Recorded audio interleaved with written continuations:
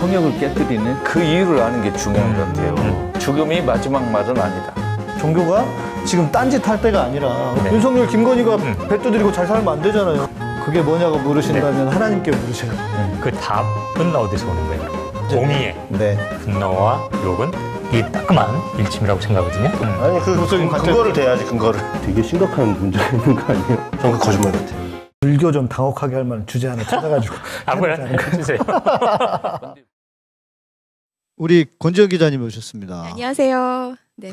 아, 나는 우리 권 기자님이 이 미모도 미모지만 목소리 딱 방송 시작하고 마이크 딱 잡으면 와, 나 진짜 너무 목소리가 발음도 너무 좋으시고 알면서도 스피치 강사를 했다는 거 알면서도 들을 때마다 진짜 너무 좋으시다. 목소리만 좋다는 거 아니야? 목소리와 또 스피치와 미모는 뭐 말할 것도 없고. 아니 근데 사실 말할 게 목소리를 없대, 먹고 미모는. 살았으니까 오랫동안. 그쵸. 네. 예. 라디오 방송 오래 해서. 그러니까요. 네. 예. 그러니까. 아니 안 그래도 우리 밤에 여기 카메라 저기 조그만 거 하나만 켜놓고 네. 여기 이렇게 비춰주는 음악 방송 같은 걸 하거든요. 예. 근데 갑자기 본인이 DJ를 하고 싶다는 아, 저는 원래 꿈이 어. 라디오 방송 DJ였어요. 음악 DJ. 좋겠다. 음악 방송. 그러면 여기서도 그 밤에 할 때 여기서 잠깐 하시죠. 근데 음악을 틀면 이게 또 그러니까 이게 저작권 문제 문제가 때문에 있을 수 있거든요. 아무 음악이나 틀 수가 없잖아. 아니, 예. 저는 음악 하잖아요. 예. 아무 음악 틀어도 돼요. 만해서 저작권으로 걸리는 음악은 거의 없어요. 아 유튜브에서 다 걸던데. 그러니까 뭐냐면 그게 지금 이제 음악을 안 하시니까 잘 모르시는데 원래는 처음에는 못 하게 했어요. 근데 지금은 음악을 틀어주면 특별히 그 음악을 가진 사람이 내가 요거 음악 트는 놈은 무조건 계정을 삭제시켜 버릴 거야 하는 정도가 아니면 일반 음악은요. 그 음원을 틀어서 라디오에 틀면은 그거에 대한 수익을 분배해 주잖아요. 유튜브도 똑같이 합니다. 아, 그렇게. 예, 그래서 그래서 그 해도 되겠네. 저작권 침해라고 하는 거는 저작권 위반하고 달라. 음. 위반은 심각한 거고 침해는 그냥 허가받지 않고 올렸는데 그러면 이제 거기서 수익이 발생하면 원곡자에게도 보내고 등록한 사람한테도 보낸다. 이제 그거예요. 그런 메시지예요. 목사님 혹시 예. 그 바티칸 사이트나 네. 그 카톨릭에서 그레고리안 성가 이건 그 저작권을 요구를 안 하거든요. 그거는 옛날 곡이라서 저작권을 주장하는 아. 게 60년입니다. 아, 네, 그래서 60년이 넘은 곡은 저작권 주장을 못 해요. 천주교에서 하는 음악을 이렇게 틀으면 거기서 소송 걸지는 않을 거니까. 천주교 음악. 아니, 그러니까 일반 음악 틀어도 괜찮아요. 저작권 침해 떠도. 클래식 같은 경우는 저작권이 없는데 왜냐면 작가들이 다 사망을 했잖아요. 근데 그리고 뭐가 60년이 있냐면 넘었으니까. 예. 연주 저작권이 그렇지. 있어요. 예. 실현권이라고 합니다. 그래서 실현. 그게 좀 걸리긴 한데 해. 잘리면은 양희삼이 그랬어요. 그러고 양희삼 TV를 터뜨리세요. 이렇게 하면 되지. 예. 근데 여러분 아니 대부분 잘 자요? 곡은 뭐 이런 거 하고 가요곡. 싶어요. 아니 좋아요. 하면 좋을 것 같아. 아, 나 진짜 권 기자님 너무 목소리가 좋아가지고. 뭐 어디 가서 맨날 맞고 오고 뭐 이렇게 막 따지고 막 이런 거 말고 맞아. 원래 저의 모습으로. 그치. 우리 이미지 네. 쇄신이 필요해. 저는 권 기자님 하면 전광훈 거기 가가지고 이렇게 끌려나가는 그 그러니까요. 장면밖 생각이 안 나요. 예. 너무 그게 이제 아 딱 그러니까 자꾸 처음에- 그런 것만 생각. 처음에 그냥 머리채 던져지고, 붙잡고 막 예. 끌려가는. 던져지고 머리 머리채 각인이 돼가지고 잊혀지지가 사실 않아. 그런 걸 대비해서 호신술도 배웠는데 아무짝에도 소용이 없고. 허신술의 기본은 힘이 없잖아. 어쩔 수 없어. 자, 오늘은 실은 이제 우희정 교수님 못 오셨어요. 저희가 녹화를 갑자기 하는 바람에 뭐 아까 우리 감독님이 그렇게 말씀하셨지만 다 저 때문입니다. 제가 갑자기 그래서 그럴 일이 있어가지고 이렇게 시작하는 거예요? 원래 소개 이래요. 없이 그냥 네, 이렇게 그럼요. 시작해요? 그런 거 없어요. 어. 그래서 오늘 그러더라고. 왜 오늘 개신교만 2명이다. 예. 밸런스가 안 아, 맞는 거 기독교만? 아니냐. 예. 그래서 그지 기독교는 3명이고 개신교는 2명인 거지. 괜찮아요. 기독교만 까면 되지. 이게 사회 구성 그 종교별 성비로 그 비율로 따졌을 때 개신교가 제일 많잖아요. 그죠? 그렇죠. 그러니까 두 명 아무래도 있는 게 1000만이 맞- 넘으니까 맞아요. 예. 맞고 천주교는 한 600만이니까 2대 1이면 딱 아니 좋은 근데 1000만 안 돼요. 응? 지금 개신교 600만까지 떨어졌을 거예요. 아니 우리는 성당 누가 미사 세요? 나오는 사람 100만도 안 돼요. 그래. 벌써 얼마나 오래됐는데. 아, 허수들이 너무 무신론자- 많아가지고. 우리가 내가 많아야 되겠네. 무신론자들이 쫙 늘어가지고. 그죠? 무신론자가 갈수록 많아지겠죠. 음. 예. 그죠? 한 600만도 지금 채 안 나오죠? 안 되는 걸로 알고 있죠. 뭐- 세요? 교회마다 세 가지고 이렇게 다 통계냅니다. 통계돼요? 예. 천주교도 근데 거기에 이제 뭐 이단 그렇지. 다 들어가 신천지 있으니까. 뭐 이런 게 다 아. 들어가니까. 그치 개신교 기독교니까 예. 통일교도 신천지도 다 하나로 퉁치죠. 어... 통일교도 그래요? 다 하나로 통일교까지 그렇구나. 통일교도 기독교 들어가죠. 네. 근데 그러면 개신교는 여러 종파 이단 다 합쳐가지고 그 정도인데 네. 이 정도 줄었는데 천주교는 종파가 하나밖에 그치, 없잖아요. 하나밖에 없죠. 천주교인데 네. 네. 세례받은 우리 천주교 신도도 600만이 약간 넘거든요. 근데 실제 미사 나오는 사람 100만이 안 돼요. 그러니까 거의 85% 이상이 성당하고 좀 거리를 두고 살기 아니, 때문에 근데 더 심각해요. 그게 제가 볼 때는 이제 성당은 일단 장사를 그렇게 세게 안 하시기 때문에 장사를 안 해도 먹고 살 수 적극적으로 있다는 건 믿을 만한 재산이 따로 있다는 거예요. 부동산이나 그렇지. 이런 게 부동산이 있더라. 추적할 수 없는 수입이 있단 말이에요. 아, 그걸 맞아, 어떻게 맞아, 하느냐고 맞아. 일일이 어떻게 해. 음. 이게 드러나지 않는 수입을 갖고 있는 분이 있고 하다 보니까 네. 근데 이게 신부님들도 신방 가요? 신방제 옛날에는 갔는데 지금은 잘 안 하죠. 왜냐하면 이제 신도들이 많이 이제 그 이렇게 직업이 다 있고 네. 특별히 그렇지. 가난한 사람은 집에 낮에 차여 있지도 않고 여러 음. 종류가 있어서 또 최근에 이제 코로나도 있고 병 문제도 있어서 사실 이제 거의 신방은 안 합니다. 부부가 같이 일을 하는데 누가 집 지키고 앉아 있어? 그렇죠. 누가 누구 집에 바쁘니까. 가야 돼? 뭐 참고로 신방이라는 거는 그 집을 방문해서 이렇게 예배도 드리고 또 뭐 이야기도 들어드리고 하는 뭐 그걸 신방이라고 합니다. 가톨릭은 원래 없는 줄 알았어요. 아 있었어요. 옛날에 있었는데 음. 이제 뭐 좋은 것도 있는데 부작용도 있어요. 왜냐면 이제 부잣집은 오래 앉아 있고 가난한 사람 집은 들렀다 나오고 막 이런 것도 있고. 옛날에 어떤 네. 부모 목사님이 막 얘기해 주셨는데 부잣집에는 꼭 담임 목사님이 신방 가신다고. 뭐라도 근데 챙겨가고. 천주교는 이제 신부님이 부잣집 가난한 집 다 똑같이 돌지만 네. 거기서 이제 신부님은 이제 똑같이 대하려고 애쓰지만 신도들은 또 그치. 다르게 반응하잖아요. 음. 경제적으로. 음. 그러다 보니 이게 이제 말이 많고 막 이러니까 그러니까 개신교는 그게 이런 확실해. 것도 있어요. 그럴 수밖에 없. 번만큼 먹는다. 그러니까 번만큼 그렇지. 먹는다. 퍼센티지로 떼가잖아요. 10%씩 따박따박 아니, 부가세도 아니고. 11조. 근데 그 11조를 다 가져가는 건 아닌데 그 오해는 하면 안 되는데 음. 물론 다르게 돌려서 슈킹하지. 음, 그런데 저 어렸을 때 맨날 내라 그러던데 뭐. 근데 여튼 용돈에도 내라 그래. 교회는 개신교는 음. 그놈의 헌금 얘기를 한 주도 빼먹으면 뭐가 안 되나 봐. 헌금 노래를 부르잖아요. 근데 맞아요. 가톨릭이나 신부님은 그렇게까지는 안 하시잖아요. 그러니까 헌금의 총 양을 보면 개신교가 가톨릭보다 훨씬 많은 건 분명해요. 분명히 많고 이제 천주교 신도들은 개신교 성도들보다 교회에 내는 돈이 좀 적은 건 분명해요. 그러나 또 최근에는 다른 명목으로 해서 또 일부 상류층들은 좀 내는 개인적으로 하는 것도 있고 예, 그래서 예. 저는 뭐 50보 100보라고 생각해요. 예. 아니 목사들께서 성도에게 복 줄 기회를 주겠다는데 그쵸?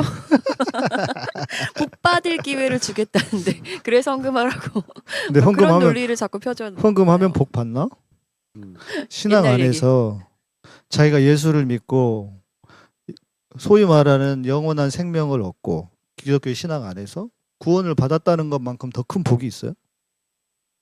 신앙인이라면 근데 뭔 놈의 복을 그렇게 자꾸 노래를 부르냐고. 그러니까 그 복은 음. 현세에서 내가 이만큼 냈으니 기브앤테이크로 나한테도 뭔가 와야 되지 않냐 이거 하잖아. 그죠? 그쵸? 아니 지금 네. 내가 당장 이번에 11조 냈으니까 다음 달에 월급이 오르든 사업 소득이 오르든 그걸 지금 복이라고 생각을 하는 거잖아요. 그러니까 이미 이게 그걸 깔고 가는 거고. 그러니까 이게 돈 놓고 돈 먹기죠. 네. 이미 한국 교회는. 네. 근데 예수는 죽기 전에 우리가 어떤 복을 받는다는 얘기를 한 번도 해본 일이 없어요. 그렇죠. 예수는 한 번도 안 해봤어요. 그런데 왜 우리가 지금 죽기 전에 복을 받고 그걸 확인할 수 있고 확인되는 것처럼 얘기하는 좀 슬퍼요. 네. 우리가 살아 생전에 뭔가 그 리워드를 받는다는 보상을 받는다는 개념이 청교도적인 거 아니에요? 청교도는 안 하여튼 그러나? 예수하고 관계 없다는 건 분명합니다. 제가 이렇게 성서를 연구해 보면 청교도는 전혀 거꾸로인가? 그런 말이 없었어요. 청교도는 그런 걸 청교도는 아니니까요. 청교도하고는 관련이 없고 그게 이제 제가 늘 말씀드리지만 한국 교회는 미제 복음이란 말이에요. 그러니까 바다복음. 네, 빠다 복음인데 네. 그게 청교도에서 시작된 것도 아니에요. 그거는 그래요? 오히려 그 오순절 운동이라고 해야 될까? 네. 그것도 뭐예요? 오순절 운동은 옛날에 그 무디라고 들어보셨어요? 이름은 들어봤어요. 조용기 라인. 조용기 한참 위에 선배라고 봐야지. 무디가 그 미국에서 부흥 운동을 해서 소위 말하는 부흥회를 부흥회 유명한 완전 처음 시작은 아닌데 음. 부흥회로 유명한 그래서 지역을 다니면서 음. 천막 치고 이렇게 했던데 거기서 나오는 메시지들이 주로 그런 거였죠. 그 제가 예전에 다큐를 하나 봤는데 그 이제 뭐 그 이런 기성 종교들 다 그 비판을 하는 그런 되게 웃기는 다큐가 하나 있었어요. 예. 거기 보면 한 자기가 예수라고 하는 멕시코 사람인가 하여튼 목사가 되게 잘 나가는 목사가 있어. 근데 그 목사가 입고 있는 옷만 그러니까 양복이 뭐 한 수천 불 하고 네. 신발만 해도 뭐 악어 가지고 이런 거 가지고 하면서 네. 이게 다 하나님이 내려준 거라고 그렇지. 그러더라고. 예수 잘 믿으면 나처럼 이렇게 그렇지. 비싼 시계 찰 수 중시계 차고 있다. 다니고. 그러니까 너네들도 헌금 많이 하고 예수 잘 믿으면 이렇게 찰 수 있다. 이 짓을 지금 모르겠는데 한 10몇 년 전에 아프리카에서 그 짓을 하고 있었어요. 목사들이. 아프리카에 얼마나 가난한 사람들이에요. 그러니까 이 목사들은 진짜 천벌을 받아도 시원찮은 놈들이에요. 아니 근데 그게 이제 한국에서도 조용기 목사를 시작으로 해서 그런 운동 말씀하신 뭐였지 삼중복음 오중복음 삼중복음 그렇죠. 오중복음. 그런 예. 것들을 했잖아요. 예.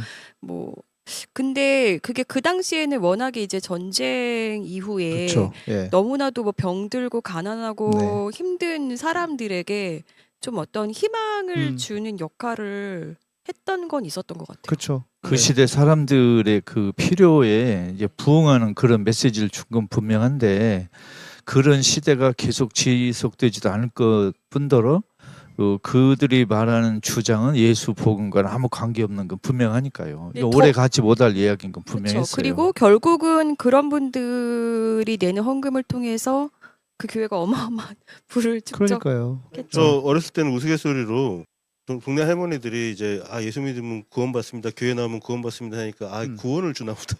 구원. 돈 옛날에는 10원 내면 구원도 1원 큰- 거슬러주고. 그러니까 제가 지금 오면서 공 기자님하고 통화를 했어. 공 기자님 무슨 얘기 하실 거예요? 그랬더니 그러게요 이러시는 거야. 그래서 공 기자님이 하고 싶으신 말이 있어서 하시는 거 아니에요? 그랬더니 아니라고 그러셔가지고. 아니에요. 저는 저 돈이 요즘에 빠질 수 교회를 다시 다니니까 짜증이 늘었어요.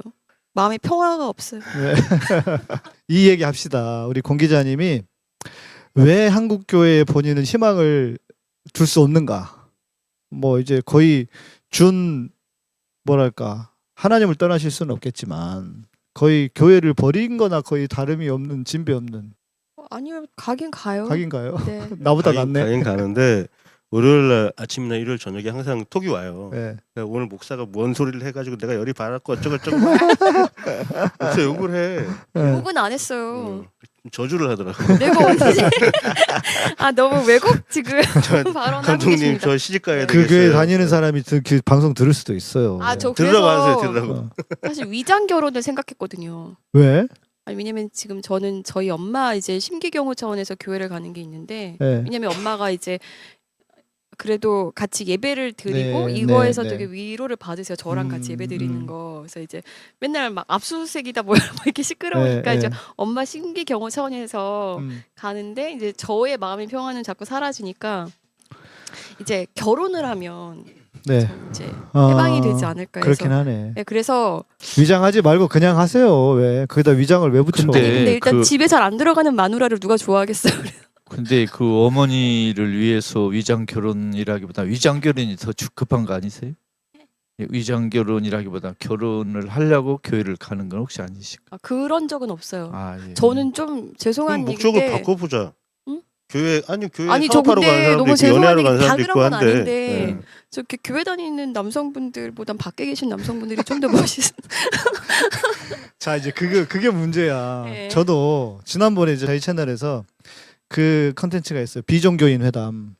기독교인은 왜 신앙이 없는 사람하고 결혼하지 말라고 하느냐 이런 질문이지. 근데 저는 이렇게 얘기했어요. 그거 이제 바뀐 것 같다.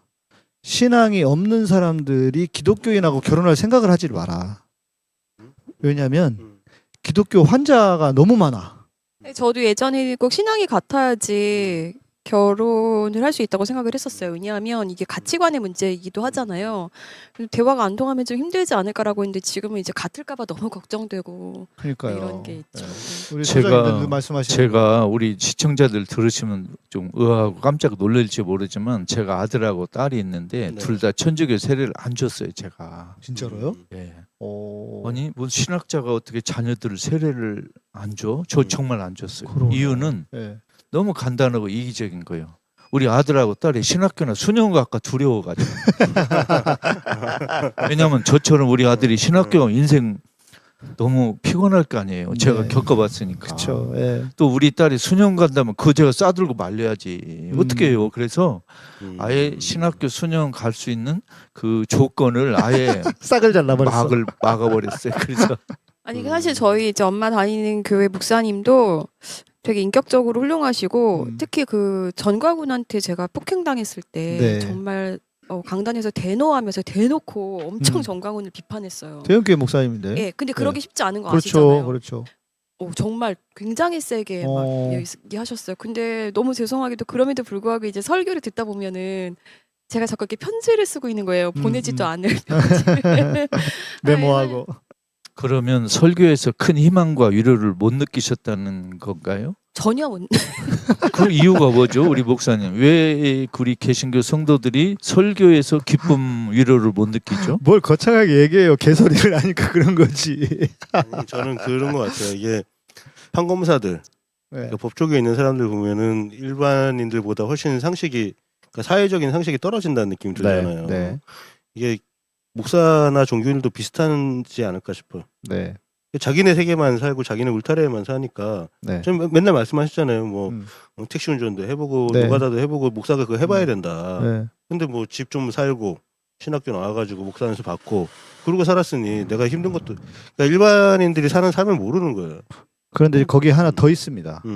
주로 이제 그런데 의사들 그리고 법을 다루는 사람들, 그 판사들 같은 경우에 또 거기에 종교인들, 목사들, 자기들은 특별한 존재라고 생각해요. 왜냐면 실제로 그렇잖아요. 의사는 사람의 생명을 살리고 또 판사는 그 사람의, 그렇지 않습니까? 지금 한 사람을 죽이고 살리는 걸 판사가 하잖아요. 그러니까 자기들이 하나님이라고 생각해요. 사자 붙은 직업이라 이거구나. 네, 자기들이, 그러니까 그 정도가 아니라 자기들이 마치 신적인 존재, 신적인 위치에 있다는 생각까지 한단 말이에요. 목사들 그러잖아요. 성도들하고 자기 다르잖아. 사람이 아니야. 어찌 보면 자기는 하나님하고 더 가까운 사람인 것처럼 착각하는 것까지 있단 말이에요. 근데 실력도 없는데 상식도 부족한데 그런 생각을 가지고 있으니 이게 일반 우리 시민들하고 어떤 이게 소통이 되겠어요? 그러니까 제가 좀 되게 힘든 건 뭐냐면 전체적인 맥락을, 그러니까 뭐 그 중간중간 사실은 좀 자꾸 이렇게 속에서 울컥울컥 하는 게 있지만 전체적인 맥락으로 볼 때 좋은 말씀이에요. 근데 좋은 말씀인데 지금 예를 들자면 뭐 이태원 참사라든지 네. 이런 거에 대해서 침묵하면서 튀르키예는 또 굉장히 뭐 이렇게 후원하자고 하고 네. 근데 후원하자는 그 이유가 네. 그들이 사실은 뭐 테러리스트 집단, 뭐 이슬람, 무슬림 이렇지만 그럼에도 불구하고 성경은 이들을 사랑해야 된다고 하셨다. 그런데 또 이태원 참사에 대해서는 침묵하고 기도 중에도 뭔가 나라가 지금 정쟁으로 흐르기 때문에 이런 것들을 막아달라 이런 기도 나오고 막 이런 게 네. 전체적으로 교회의 그런 모습이 너무 불편해요. 근데 이게 이제 세월호 때도 되게 그랬거든요. 제가 딱 그렇죠. 세월호 참사 나고 나서 그 주에 교회를 안 갔어요. 왜냐면 설교가 딱 그려지는 거예요. 무슨 설교가 교회마다 나오겠구나. 나 갈 교회가 없다 지금. 예. 그랬는데 지금 또 그런 상황이니까. 그런 거 하면 안 되나? 일반 신도들이 한 번씩 자기가 이 하고 싶은 설교를 하게 준비하게끔 해주면 안 되나? 큰일 나죠. 그래요? 소위 말하는 강도권, 도를 강의한다는 갈 때 강도권인데 강단에서 누군가 설교를 한다고 하는 거는 목사들의 특권으로 여겨지고 그걸 권위로 생각한단 말이에요. 특히 대형 교회들 주일 예배 설교는 부목사한테도 잘 안 맡겨요. 그럼요. 예. 그냥 뭐 자기가 하나님의 사자고 무슨 메신저처럼 권위를 가지려고 하는 거잖아. 그러니까 아까 얘기했잖아요. 목사들이 자기가 하나님인 것처럼 의사들, 판사들 그런 게 있다는 거예요. 그러니까 아니 네. 근본적으로 생각을 해봤을 때 그게 뭐 2000년 전에는 그 말이 먹혔을지 모르겠는데 1000년 전까지 먹혔을지 모르겠는데 지금은 그 교회가 사람들 속에 있어야 되는 거잖아요. 사람들 네. 위에 군림하는 게 아니잖아요. 그렇죠. 위에 있을 때는 목사가 내가 막 이렇게 얘기하고 신부가 응? 이게 맞는 거다라고 얘기하면 그 주장에 제도가 따라갔잖아요. 사회가 따라갔지만 지금 그게 아니잖아. 그러면 자기들이 내려와가지고 토론을 한번 해보자. 성경에 이렇게 써 있는데 지금 여러분들 생각은 어떠냐. 그런 얘기를 좀 나눠보고 목사도 좀 배우고 해야 되는 거 아니에요? 그 무식한 머리로 뭘 가르친다고 그게 그래요? 건강한 거죠. 그런데 지금 교회나 성당에서 어떤 모임을 하고 회의를 할 때 네. 민주적인 진행이 되질 않아요. 그러니까 민주하고 교회하고는 안 맞죠. 왜냐하면 주인이 하나님이잖아. 아니 그게 예를 들면 목사와 성도, 신부와 신도들끼리 이렇게 계급 구조가 아니고 평등해야 되는데 그렇죠. 그 목사나 신부가 민주주의를 배운 일이 없잖아요. 신학교 때부터. 그러기도 하고 저는 이런 생각도 들어요. 시대가 그렇게 우리 지금 감독님이 말씀하시는 쪽으로 변해가고 있으니까 목사들이 그렇게 변하지 않게 하려고 그렇게 가면 어떻게 돼요? 자기들의 권위가 떨어진다고 생각하고 자기들의 역할이 줄어들잖아요. 무슨 말을 해도 아멘하고 그냥 실은 살짝 거짓말을 해도 무조건 속은 그 살을 따라가야 되는데 사람들이 머리가 커지는 거야. 그러니까 의도적으로 더 과거로 회귀하려고 하는 그런 그 일종의 발악이라고 해야 될까? 그런 게 저는 오히려 더 보여지는 것 같아요 지금. 한편으로는 목사 신부들이 현대 민주주의의 위기를 느끼고 있어요. 그러니까요. 이게 교회 성당으로 밀물듯 쏟아지는 사회 민주주의 분위기가 이분들에게 굉장히 불편하고 맞아요, 불쾌해요. 맞아요. 인권이 커지고 있으니까. 그러니까요. 예. 개개인의 개성이나 이런 것들이 더 중요하게 여겨지고 그거보다 더 큰 가치는 없다고 생각을 하니까 예전에는 그러니까 솔직히 저는 그 기독교 하나님 믿지는 않지만 하나님이 야 깔아 그럼 싹 깔아야 되는 거잖아. 인간은 그런 존재잖아요. 그러니까 보세요. 그렇게 상정을 하고 있으니까 문제지. 왜 교회에서 그렇게 신본주의를 떠들어대냐면 네. 신본주의 하면서 신본주의인 교회의 신을 대리하는 누구야? 목사. 그렇죠. 그러니까 내 말 들어. 결국 그러기 위해서 신본주의를 강조하는 거예요. 그 논리에 가장 큰 작용하는 것이 이른바 양과 목자의 비유예요. 그러니까 우리 복음서에 있잖아요. 양과 목자. 그 이것이 우리 교회에 어떻게 들어왔냐면 목자는 목사 신부, 목사지. 양들은 개돼지인 신도 성도 네. 이렇게 생각을 네. 서로 하거든요. 네. 교육을 배웠고 네. 하니까 우리 예수를 대신하는 우리 목사 신부는 아무리 험한 말을 해도 너희 개돼지 같은 양들 같은 아래 거 무지랭이들은 무조건 말을. 근데 예수가 원래 그 비유를 들을 때는 네. 좋은 마음으로 했어요. 네. 그러니까 내가 기르는 양이 보호하는 양이 다른 도둑놈에 의해서 도둑질 당하고 뺏기고 상처받는 걸 내가 목숨만 지켜서 막는다 하는 목자를 말한 건데 이게 어떻게 왔냐면 지금 권력 구조로 그냥 나에게 목숨을 다 의지하는 저 철없는 어린 것들 이렇게 잘못된 그렇지. 거예요. 네. 그런데 이제 이 비유가 그 당시는 먹혔어요. 예수 시절에. 왜? 그때는 전제주의가 있었으니까 민주주의가 없었잖아요. 그렇죠. 네. 지금은 안 맞아요 이게. 네. 그러니까 목사 신부가 목자고 신도 성도가 양이라는 표현 이제 틀렸단 말이에요. 그렇죠. 그 이제는 음. 목자는 예수 하나고 우리 목사 신부나 신도 성도가 똑같은 양이거든요. 네. 그러니까 그래서 교회에서 목양실 이런 거 없애야 되는 거예요. 음. 우리 똑같이 다 양이에요. 음. 그 지금은 성사학자들 다 그렇게 얘기해요. 목사 신부가 그 목자 쪽으로 가면 안 되고 네. 모두 다 우리가 예수 빼면 다 양이다. 음. 그런데 이게 한국에는 아직 이렇게 목사 신부들이 권력에 대한 그 욕심 때문에 이런 얘기를 안 가르치는 거예요. 그리고 이제 시대가 그렇게 바뀌어가고 있잖아요. 그러니까 예를 들면 모든 세상에서 소위 말하는 권위가 예를 들면 기자들도 이전에는 자기가 활자를 통해서 내보내는 걸로 다 조작을 할 수 있었어요. 그런데 지금은 이게 있잖아요. 이게 나오면서 우리 모두가 다 1인 언론이 되고 1인 미디어가 되고 그러다 보니까 그 권위가 떨어지는 거죠. 그런 시대로 계속 가고 있기 때문에 교회도 그런 흐름으로 성경이 원래 말하고 있는 것도 그렇지만 시대하고도 맞으려면 소위 말하는 엘리트주의들이 이제 종말을 고하고 있단 말이에요. 그래서 엘리트주의는 망하고 한 사람 한 사람들의 어떤 깨어있는 시민들이 연대하는 그런 세상으로 가고 있는데 그런 차원에서 보면은 목사도 그냥 한 사람의 시민이고 한 사람의 교인이고 그런 차원으로 자기 스스로가 내려가지 않으면 저는 교회가 문 닫을 일만 많아진다고 봐요. 아니면 이상한 종교인들만 이상한 신앙인들만 만들어 놓든지. 지금 프란치스코 교황이 가장 가톨릭 교회에서 없애려고 애쓰는 게 뭐냐면 성직자 중심주의예요. 이게 성직자 중심주의는 악이다, 죄다, 독이다 이런 얘기를 막 그냥 하거든요. 네. 근데 한국 신부들은 이런 얘기를 성당에서 말 안 하는 거예요. 왜? 영업에 방해되는 거예요. 네. 전혀 말 안 해요. 그러니까. 지금 제가 이제 교회에 대해서 이렇게 얘기를 하는 거는 교회 망하라고 얘기하는 게 아니라 빨리 마케팅 방법을 바꿔야 된다. 영업 전략을 바꿔야 된다고 힌트를 주는 거예요. 그렇죠. 맞아요. 지금 우리가 뭐 내일도 전국에서 다 올라와서 집회를 하잖아요. 음. 사실은 그 집회가 교회인 거예요. 우리가 믿고 있는 민주주의에 대한 신념을 네. 지키고자 하는 사람들의 교회란 말이에요. 그게 예. 주말에 한 번씩 모여서 그렇게 전국적인 예배를 드리는 건데 음. 그 예배 목사가 있어요? 아니면 그렇죠. 지도자가 있어요? 예. 맞아요. 그냥 말 잘하고 똑똑한 사람, 양 목사님 같은 분이 한 번씩 올라가서 이렇게 얘기를 할 뿐이지. 똑같은 차원에서. 네. 그 앉아 계신 분들도 마이크 드리잖아요. 그렇죠. 그분들도 얘기 듣고, 그럼 우리가 듣고, 아, 저 사람 저 메시지 좋다. 네. 저 얘기 참 잘한다. 이러고 끝나지 그 사람 추종하거나 하지 세상이 않잖아. 그렇게 바뀌어가고 있다고. 네. 세상이. 그러니까 교회도 그래야 된다고 보는 그렇게 거예요. 가야 되는 것이고. 어. 그러니까 저도 제가 늘 이제 말씀드리는데 성경에도 나와요. 예수님이 뭐라 그랬냐면 너희는 지도자가 되지 말라, 아비가 되지 말라.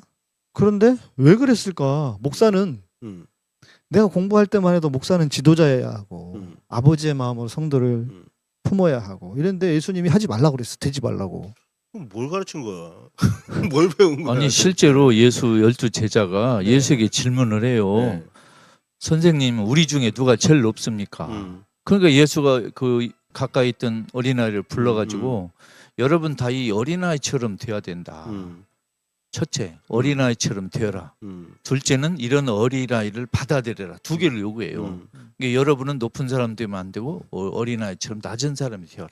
두 번째는 이 낮은 사람들을 무시하지 말고 받아들여라 그러거든요. 네. 근데 목사 신부들은 나 어린아이가 되려고는 생각이 없어요. 대장이 되려고 하는 거예요. 그렇죠. 벌써 하나, 예수의 말씀을 정면으로 도전하는 이거 이제 선생이 되지 말라요. 지도자, 아비, 선생인데 그러면 어떻게 돼야 되느냐?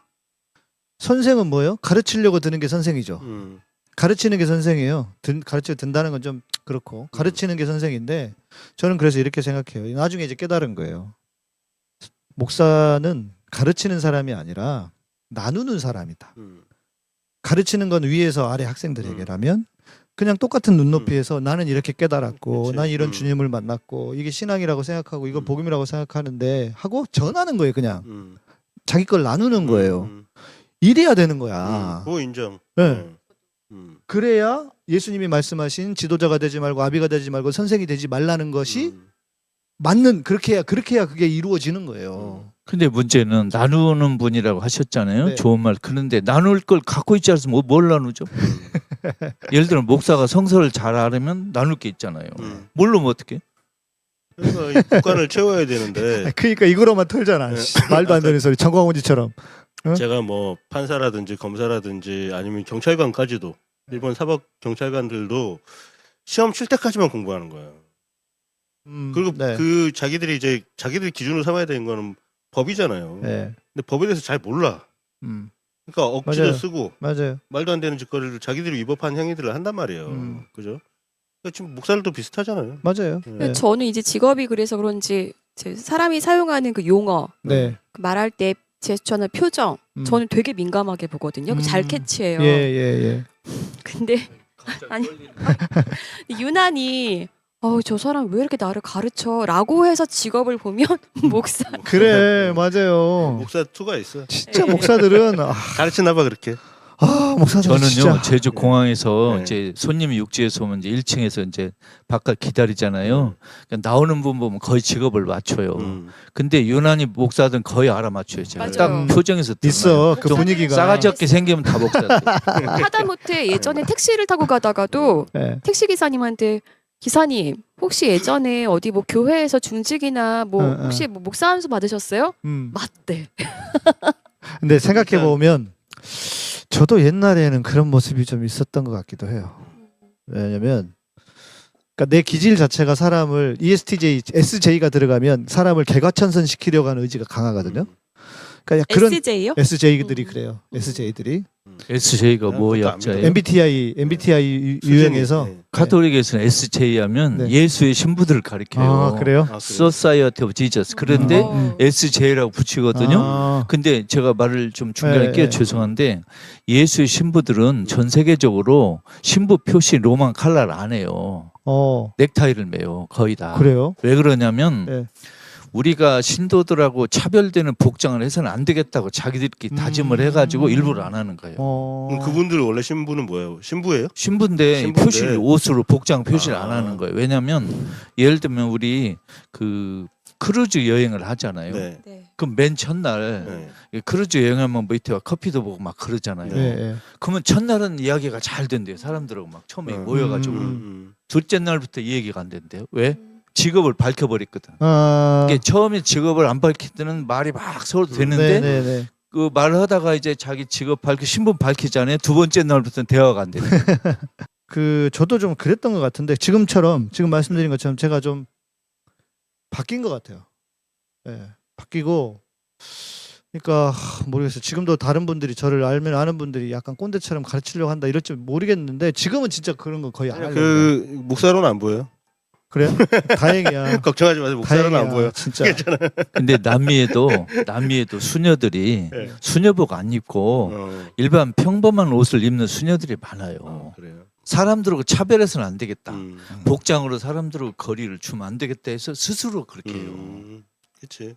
그래서 이제 그런 사람이 많은데 우리 한국 목사 신부 수녀들도 이런 면에서 많이 좀 개혁을 했으면 좋겠어요. 맞아요. 제가 아까 말씀드렸던 그 다큐에서 무슨 얘기를 하냐면 가수들, 그러니까 연예인들, 뭐 락 가수들이라든지 이런 사람들하고 그 신부하고 목사를 비교를 해요. 네. 서로 비교를 하는데 뭐라고 얘기하냐면 이 가수들 보면 화려한 복장 입고 무대 복장을 하잖아요. 그게 이제 사람들한테 주목을 하는 역할도 하고 아, 저 사람 연예인이야 이런 거를 주는데 이미지를 주는데 그게 이제 교회에서 하는 거랑 똑같다는 거죠. 네. 특별한 사람의 맞아요. 느낌을 주기 위해서 강대상도 올리고 저 위에 앉아가지고 뒤에서 이 백조명도 빡 쏘고. 근데 이제 저도 교회에서 그래서 웬만하면 양복도 잘 안 입고요. 옛날에도 심지어 뭐 가운 입고 이러는 건 전 진짜 너무 질색팔색이었어요.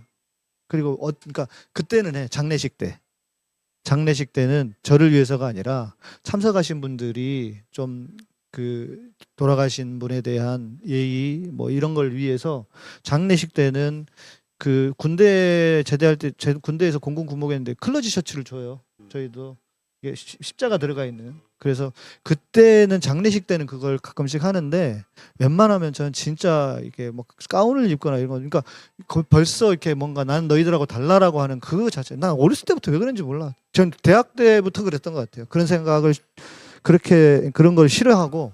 예. 반골 기질이 강해서. 그래, 네, 그렇죠. 약간 그런 게 있어요. 예.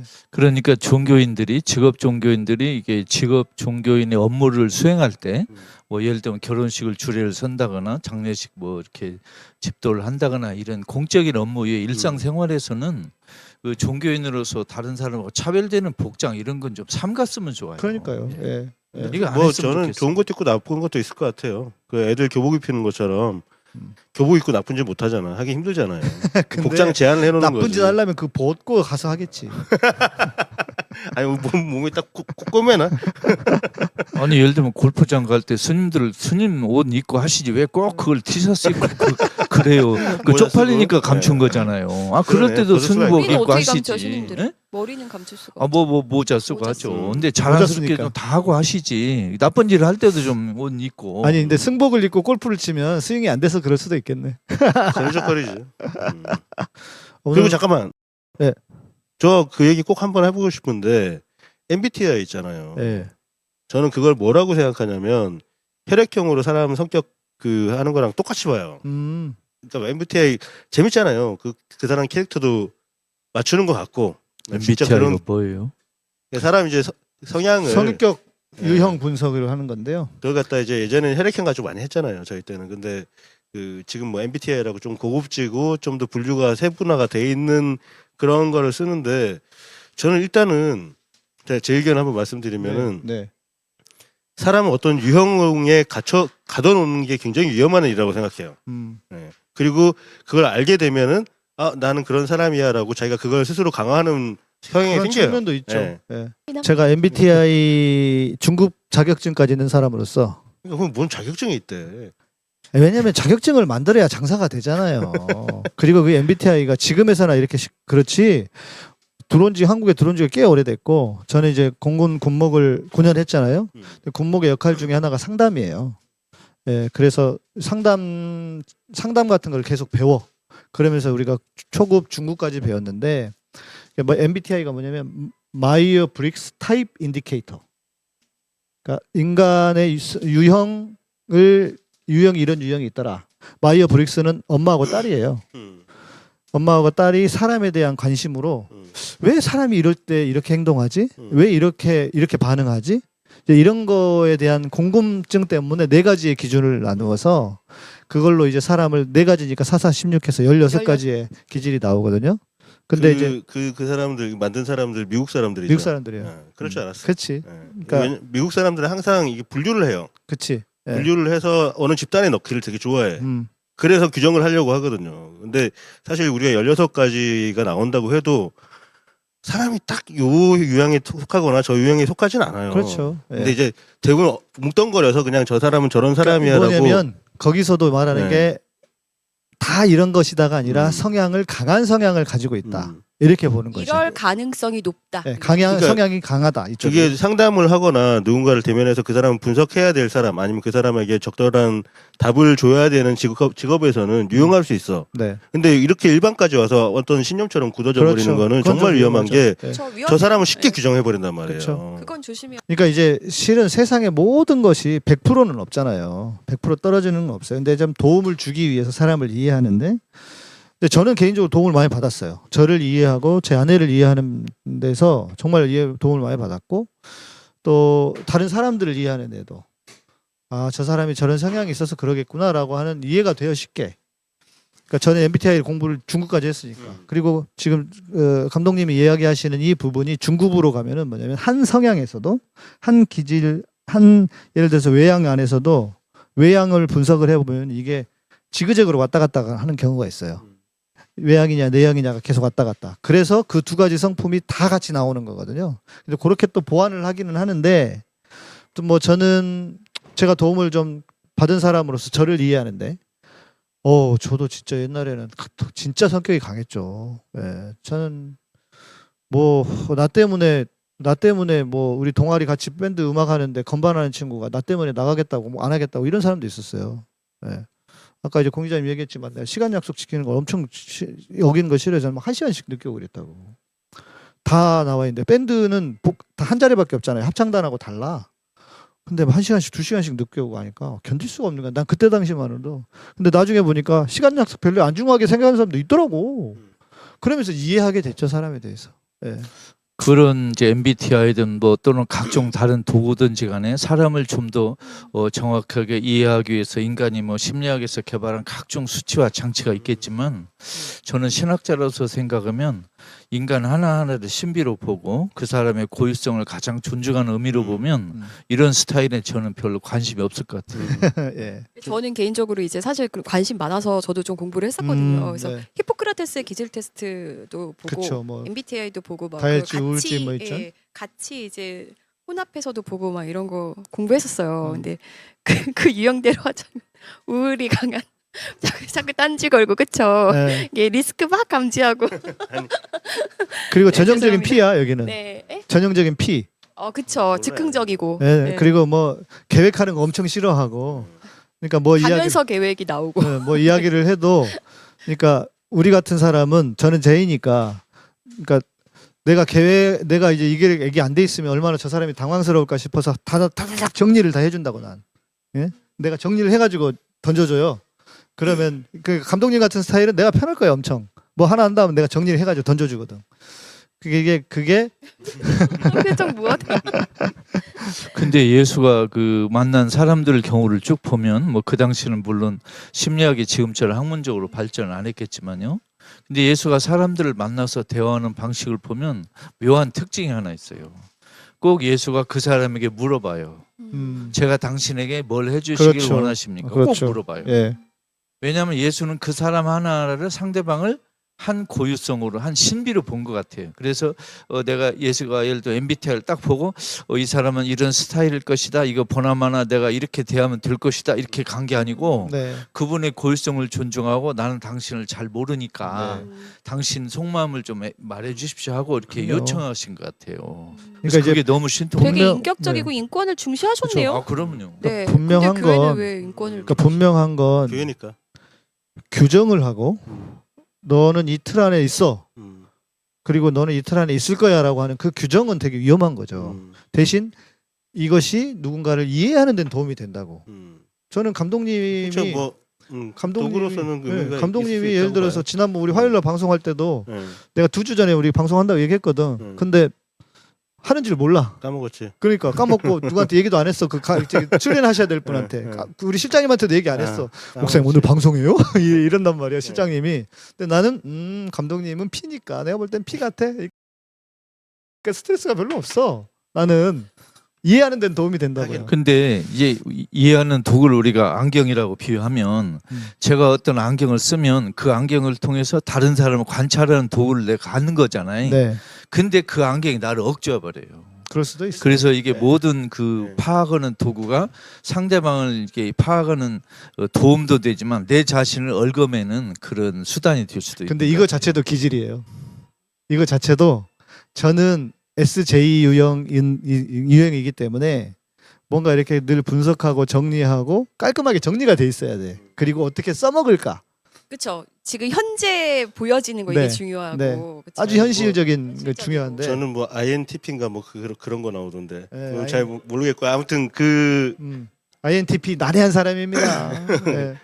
그게 이게 사진 작가들도 똑같이 적용이 되는 게 보통 상업 작가들이 뭘 하냐면 만약 이런 데 왔어. 여기서 자기가 사진을 몇 번 찍었어요. 그러면은 사람들을 와서 껴맞춰요. 여기가 그쵸. 예쁘게 나와. 예, 예.